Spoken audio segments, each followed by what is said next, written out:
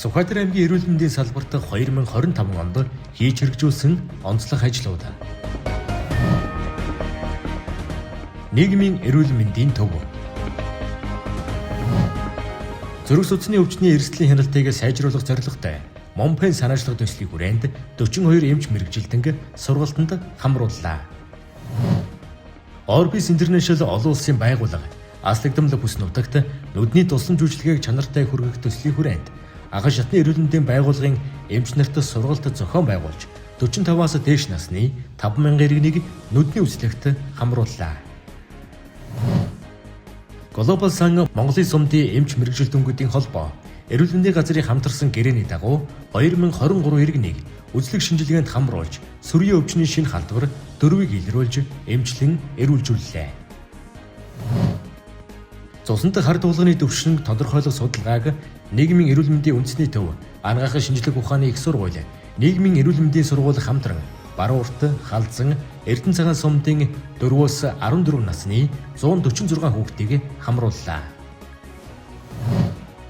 Нэгдсэн үндэсний байгууллагын хүн сүдэ аж ахуйн байгууллага, нэгдсэн үндэсний байгууллагын хүүхдийн сангийн дэмжлэгтэйгээр их хүүхдийн сүүний капитэ боллоо.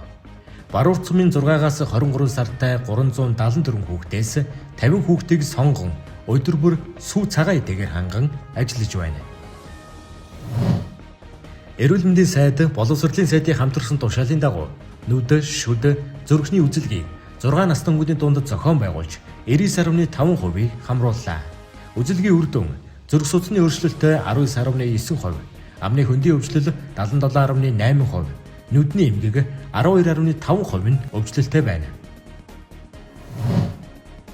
24 шүдэ угаай 2025 аяны хүрээнд шүд угаалтын аврах шалруулах тэмцээнийг Сүхбаатар аймгийн Уул уян суманд зохион байгуулсан.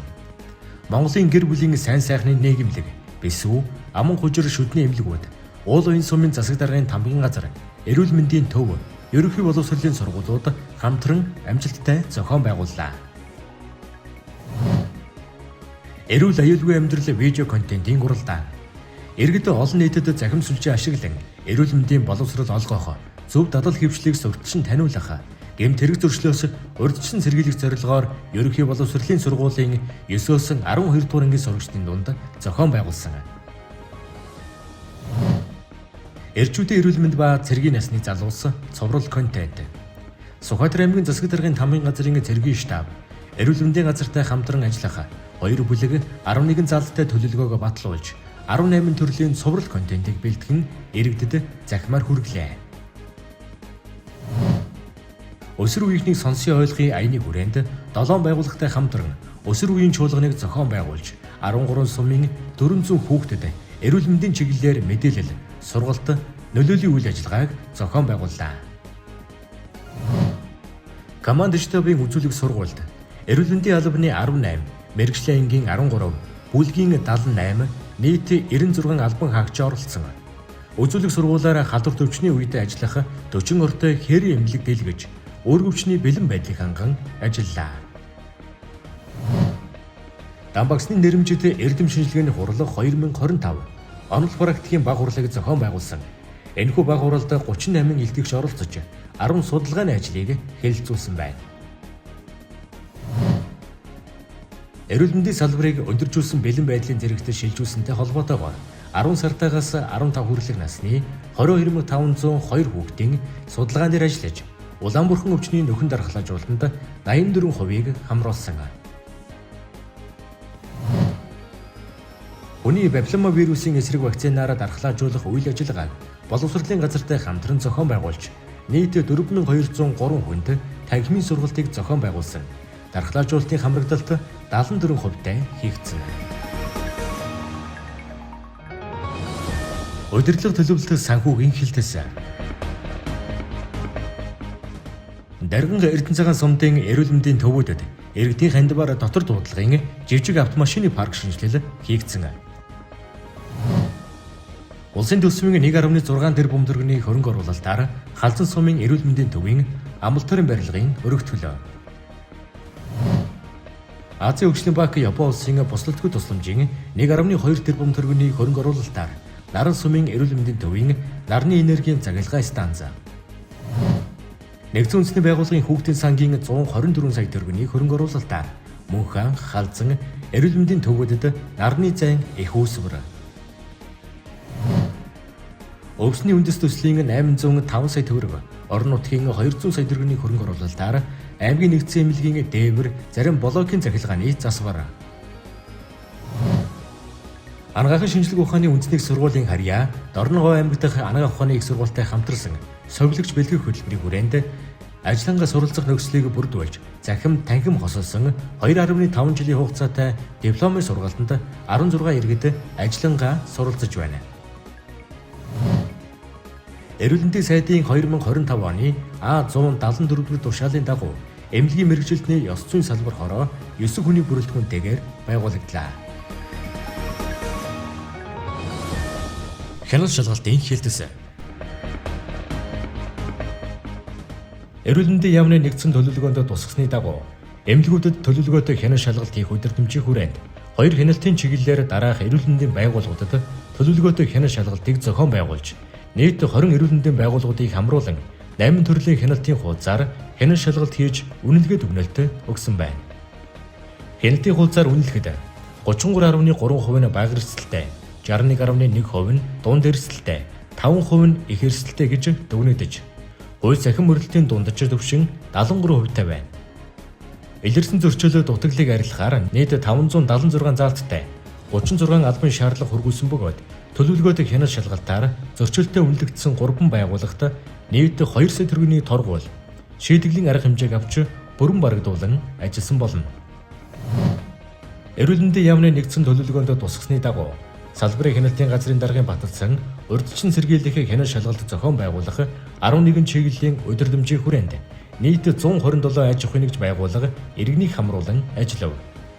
Энэ хүрээнд 46 заалт бүхий 7 албан шаардлага, 2491 заалт бүхий 114 зөвлөмж хүргүүлж, биелэлтэнд хяналт тавин, улсын байцаагчийн 178 дүгнэлт үйлдэн гүйцэтгэсэн байна. Мөн төлөвлөгөөт бус хяналт шалгалт хийж тухайн 7 удирдамжийн хүрээнд нийт 50 аж ахуйн нэгж байгууллага иргэнийг хамруулан хяналт шалгалт хийсэн. Улсын байцаагчийн 9 дүгнэлт, 55 заалт бүхий 4 албан шаардлага, 42 заалт бүхий 2 албан даалгаврыг гарган ажилласан. Төлөвлөгөөт бус хяналт шалгалтаар илэрсэн зөрчилд зөрчлийн тухай хуулийн дагуу 3 аж ахуйн нэгж байгууллагт 6.5 сая төгрөг, нэг иргэнд 400 мянган төгрөгийн торгуул, шийтгэлийн арга хэмжээ аван бүрэн барагдуулсан.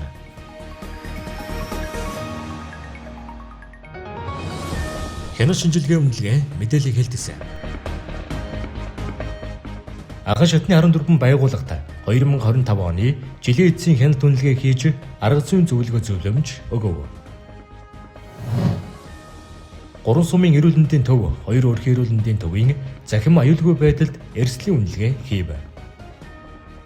Тусгай зөвшөөрөл шинээр ахуулан сонгох хүсэлтийг ард иргэдэд хэрэгдэл учруулахгүйгээр шийдвэрлэх зорилгын хүрээнд захим системд шилжих бэлтгэл ажлыг хангасан. 2025 онд 22 байгууллагын тусгай зөвшөөрлийн хугацааг сунгаж, 5 байгууллагад мэргэжлийн үйл ажиллагаа эрхлэх зөвшөөрөл олгов. Хагасчил жилийн эцсийн бодлогын бичиг баримтын тайланд хяналт үнэлгээ хийж холбогдох байгууллагуудад хугацаанд нь үнэн зөв тайлагнав.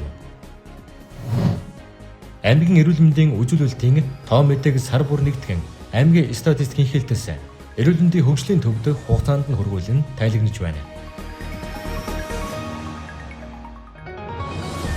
Эмнэлгийн тусламж үйлчилгээний хэлтэс. Явуулын амбулаторийн үзлэг оншилгоо 12 суманд хийгдэж, давхарцсан тоогоор 18674 хүнийг хамрууллаа. Австрали Монголын мэдээгүүжүүлийн болон яралтай тусламжийн нийгэмлэгүүдийн хамтын ажиллагааны хүрээнд эмнэлгийн нэг яралтай тусламж сэдвт онол дадлах хосолсон сургалтыг зохион байгууллаа. Анхан шатны эрүүл мэндийн төвийн эмч совилогч нарыг хүүхэд нэрээд үзүүлэх тусламж, үйлчилгээний чиглэлээр эмнэл зүй, онол дадлах хосолсон сургалтанд хамруулсан. Суурь эвлэлтэй болон зорилттой төлөвийн 441 хүүхдийг зуны сувлалд хамрууллаа. Хүүхдийн өвчний зохич менежмент, бага насны хүүхдийн хөгжлийг хянах нэгдсэн арга, хүүхдийн эрүүл мэндийн дэвтрийн шинжилсэн хуулбарыг ашиглах нь арга зүйн онол дадлах хосолсон сургалт зохион байгууллаа. Эрдэнэрийн үеийн нийт шаардлагатай тусламж, эхнэрийн зүрх уушигны амьлуулах туслам сургаалтанд агш хатны эрүүл мэндийн байгууллагын хүүхдийн эмч, эх хөрөгч нарыг хамрууллаа. Өргөн эрүүл мэндийн төвүүдийн эмч, эмнэлгийн мэрэгжилтэнгүүдийн дунд чадамжтай баг чанартай тусламж, ажил мэргэжлийн уралдааныг зохион байгууллаа. Эрүүл мэндийн үйлчилгээнд тавигдах шаардлага МНС 7014 2023 стандарт совилгын тусламж үйлчилгээний эрсдлээс сэргийлэх нь эрүүл мэндийн байгууллагын чанар аюулгүй байдал сургалтыг зохион байгууллаа. Улсын 3 дугаар төв эмнэлгийн зүрхний хэм судлалын эмч нарын баг зүрх судлалын тусламж, үйлчилгээг сайжруулах ажлын байрны сургалтыг зохион байгууллаа. Нотлохоон сүрэлсэн уламжлалтай ангаа ухаан, зоглон тохиолдох өвчний эмийн эмчилгээ сэдвт бүсчилсэн багш шавын уулзалтыг зохион байгууллаа. Уламжлалтай ангаа ухааны талаар дөрөөс баримталж буй бодлого түүний хэрэгжилт, уламжлалтай ангаа ухааны ирээдүйн хөгжлийн чиг хандлага, тулгуундаж буй асуудлууд сэдвт хэлэлцүүлэг зохион байгуулж нөлөөлийн байг бүрдүүллээ. Аймгийн нэгдсэн эмнэлгийн нэрийн бодисын солилцооны өсгөний цусны шинжилгээг хийж эхэллээ.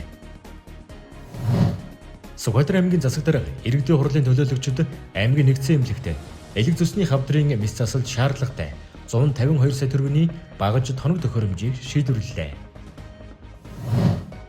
Уламжлалтай ангаа ухааны нэгдсэн эмнэлэгт элсэн болон давсан вайн эмчилгээг шинээр нэвтрүүллээ.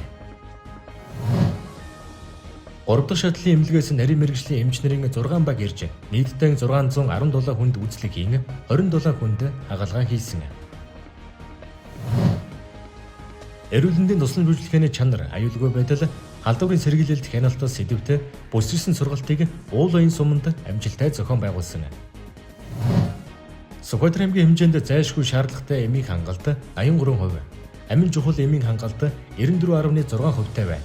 Эмийн зохистой хэрэглээний аяныг захимжоор цаг хэмнэн уриатайгаар зохион байгуулж 21 аймгаас эхний 5 байр шалгарч эрүүл мэндийн яамнаас батламж хүлээн авлаа. Хөгжлийн бэрхшээлтэй иргэдийн эрхийг хамгаалах өдрийг тохиолдуулан дэг шууламжийг хамтдаа өдөрлөгийг зохион байгууллаа.